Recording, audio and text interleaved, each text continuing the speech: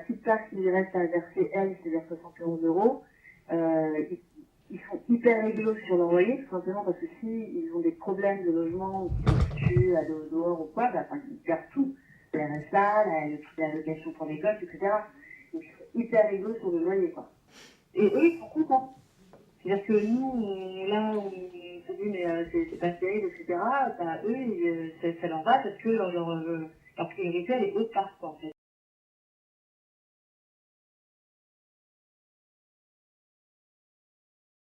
Il y a plusieurs choses dans ce que je viens d'entendre et de regarder. La première chose, c'est que là, c'est une professionnelle qui s'exprime, si j'ai bien compris.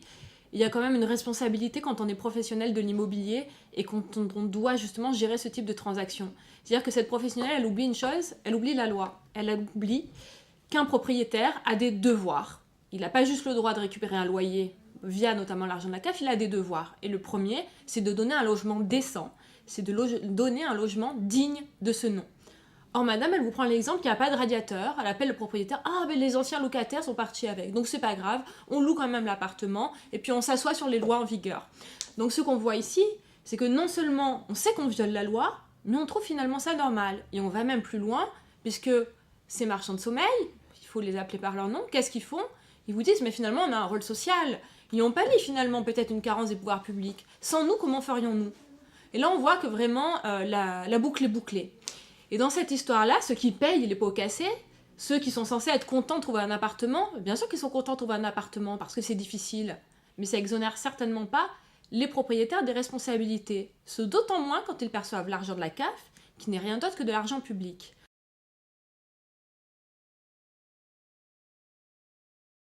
Aujourd'hui, le problème, c'est pas tant la loi, parce que le dispositif législatif qui existe et qui a été renforcé par la loi Elan, il est particulièrement complet.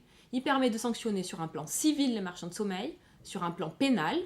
Et là, je crois qu'il faut rappeler une chose, c'est que sur le plan pénal, il y a deux conditions pour sanctionner un marchand de sommeil. Il faut qu'ils mettent en location un logement qui mette en jeu la santé des personnes. Et au Rosier, je le connais très bien, on a des logements sans chauffage, avec de la moisissure, avec des personnes qui ont des problèmes de santé, des maladies pneumo-respiratoires, donc c'est assez grave. Je ne suis pas sûre qu'ils soient si contents de ça, de vivre dans ces conditions. Et puis la deuxième, c'est d'avoir des personnes vulnérables. Et la plupart des personnes qui sont là, on vous dit elles n'ont pas le choix, ce sont souvent des mères isolées, avec des enfants qui se retrouvent dans ces situations-là.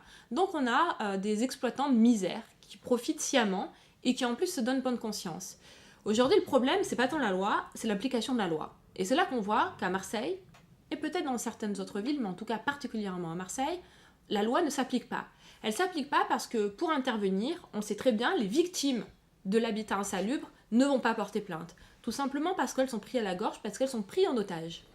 Donc si les pouvoirs publics n'interviennent pas, elles n'iront pas spontanément. Le problème aujourd'hui qu'on a sur ces logements, c'est pas la loi, c'est le repérage et le diagnostic des appartements.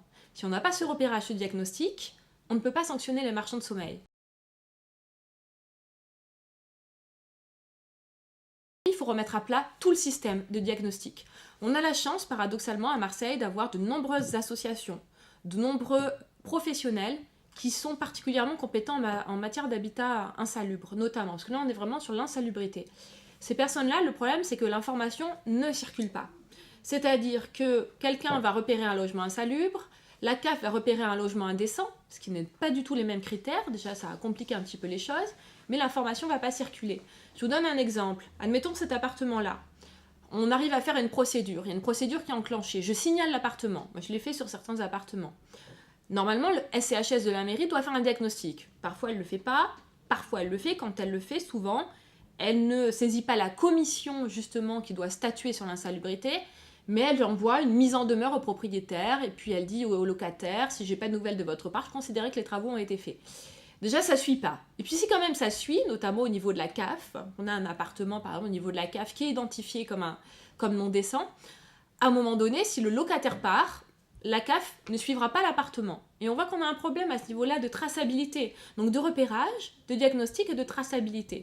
Donc moi, ce que j'aimerais, et je travaille là-dessus en ce moment, c'est de remettre à plat ce système-là, particulièrement à Marseille, pour que non seulement on puisse identifier rapidement les signalements, qu'on puisse accompagner les familles qui sont des victimes et qui doivent être accompagnées en tant que telles, et puis ensuite pour pouvoir diagnostiquer les appartements, faire la part des choses, parce que parfois il peut y avoir des propriétaires de bonne foi, ça existe, qui sont dépassés par la situation, mais aussi les marchands de sommeil, qui parfois ont 1, 2, voire 30 appartements à Marseille et qui continuent allègrement à faire leur argent sur la misère humaine.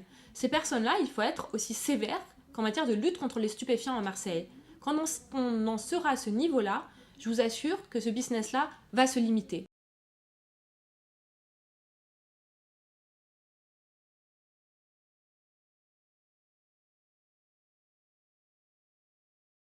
De manière générale, le problème de fonctionnement, ce n'est pas qu'un problème de moyens, ça l'est aussi, mais ce n'est pas que ça, c'est un problème d'organisation et de coopération. Je vais vous donner un exemple tout bête. Le service de la mairie, en 2016, on a augmenté les effectifs. Pourtant, en 2016, 0 arrêté d'insalubrité. Donc on voit bien que le problème n'est pas qu'un problème de moyens, mais un problème de coopération et d'organisation. Moi, quand je vois les compagnons bâtisseurs qui font un travail extraordinaire, quand je vois d'autres associations qui sont capables de diagnostiquer dans des délais tout à fait rapides, avec beaucoup de professionnalisme, je me dis qu'on a les forces en présence, qu'on les utilise mal et qu'il faut mettre en musique tout ça. C'est ça, le problème, il est là. Donc moi, je veux bien mettre plus de moyens et certainement, peut-être qu'on fera des propositions en ce sens, notamment, il m'a été demandé de m'associer à la mission de mon collègue Guillaume Vuittet sur l'habitat indigne, bien entendu. Mais je crois qu'il y a vraiment des questions à se poser en termes d'organisation. Parce que même si j'avais 15 personnes à la CAF, j'aurais toujours le problème, le jour où le locataire part, la CAF ne suit pas la traçabilité de l'appartement. Peut-être qu'il faut réfléchir à d'autres systèmes de coopération. Mais c'est vraiment un problème d'organisation et se dire et on va rajouter 2 personnes ici ou 2 personnes là, on ne réglera rien du tout parce que le but c'est d'avoir un système totalement transparent où depuis le signalement jusqu'au traitement, on sache ce qu'advient de l'appartement. Ce qu'il advient aussi si le propriétaire vend l'appartement. Que devient-il ?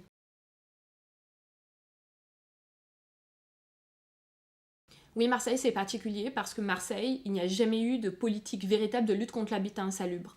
On commence à le faire depuis le 5 novembre, je m'en réjouis. Parce que, évidemment, quand des efforts sont faits, je les saluerai toujours. Par contre, je pense qu'on a accumulé beaucoup de retard, que le logement, en tout cas la lutte contre la résorption de l'habitat dégradé, n'a pas été une priorité à Marseille. Elle aurait dû l'être à minima depuis 2015, où justement M. Nicole a rendu un rapport qui est particulièrement édifiant. Et je crois que quand on est en responsabilité politique, qu'on a affaire à ce type de rapport qui met en lumière une problématique réelle, il faut réagir. Ça n'a pas été fait à ce moment-là. On commence à le faire aujourd'hui. J'espère qu'on le fera davantage parce qu'aujourd'hui, on concentre beaucoup des efforts sur le centre-ville. Et l'erreur, à mon sens, serait de se concentrer sur une partie de Marseille. Parce que l'habitat dégradé, si vous voulez, c'est un peu les dominos. Vous essayez de régler le problème d'un côté, ça se dégrade davantage de l'autre. Si on n'a pas une vision d'ensemble, globale, sur Marseille, nous n'y arriverons jamais. Mais il faut être assez lucide. C'est-à-dire que vu le retard qu'on a accumulé, on a de longues années devant nous à pouvoir résorber l'habitat dégradé à Marseille. Et il va falloir trouver des solutions. Et je crois que le meilleur moyen de le faire, c'est déjà de commencer à le faire aujourd'hui. Te dire oui, c'est pas parce que ça va être long qu'il faut reporter à chaque fois les échéances. Et quand je pense par exemple au sujet des rosiers, qui est un sujet qui est particulièrement important parce qu'on a 3700 personnes qui sont aujourd'hui livrées elles-mêmes dans ce que j'appelle moi un bidonville, parce qu'il n'y a pas d'autre mot, où ce genre d'individu profite allègrement de l'argent de la CAF pour profiter de pauvres, souvent mères de famille isolées, qui ne sont pris à la gorge. Je suis assez scandalisée. Donc on m'a souvent demandé de ne pas me mêler de ce sujet-là. Moi, je continuerai à le faire parce que j'estime que c'est de la responsabilité des collectivités territoriales, également de l'État, qui prend sa part dans le cadre du plan initiative copropriété, de gérer ce type de sujet. Parce que là, on est sur un sujet qui a trait à la dignité humaine. On ne peut certainement pas en faire l'économie dans un état de droit et dans une démocratie.